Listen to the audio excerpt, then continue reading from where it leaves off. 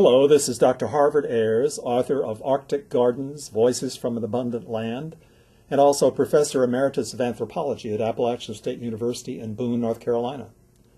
How does global warming affect the Eskimo, the Inupiat Eskimo people? The short answer about global warming effects on the Eskimos is, in many ways. Perhaps the most obvious is the destruction of coastal villages that have been occupied for thousands of years by the Inupiat Eskimos. The people of Shishmaref and Point Hope, Alaska, have occupied their villages on the Chukchi Sea above the Bering Straits since before the time of Christ. Both these villages are now well over half underwater. Shishmaref, located on a barrier island, has lost a number of buildings to the advancing sea. Global warming has caused a rise in sea level, and the rapid melting of the sea ice covering the Chukchi Sea, a part of the Arctic Ocean, has resulted in extreme shoreline erosion. Attempts to protect the shoreline with hardened structures have proven futile. A move of the remaining buildings to the mainland is being planned, but financial constraints cost $180 million, and this has prevented that from happening. Point Hope, on the other hand, had to move in the 70s to a place 2 miles inland, and expect to have to move again if the effects of melting permafrost, sea level rise, and beach erosion continue. Severe erosion is not limited to the sea.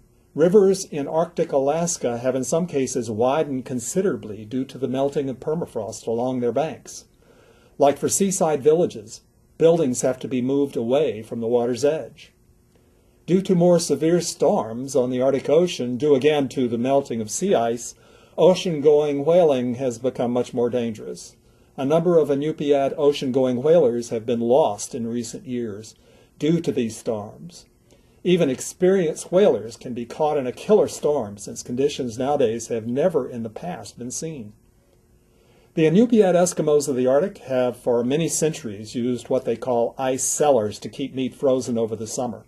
The permafrost of the Arctic extends, even in the warmest months, from about 3 feet down to many hundreds of feet below the surface.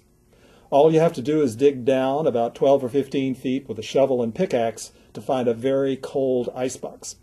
Put a little dry straw on the bottom and cover the meat with similar material, and you can be worry-free knowing that your meat will stay dry and frozen. Right? Wrong. Permafrost, even at 10 feet down, is melting once exposed to the air of the ice cellar. It drips on your precious meat items, and you have problems. For more information about global warming and the Eskimo people, go to arcticvoices.org. I'm Dr. Harvard Ayers. Thanks for watching.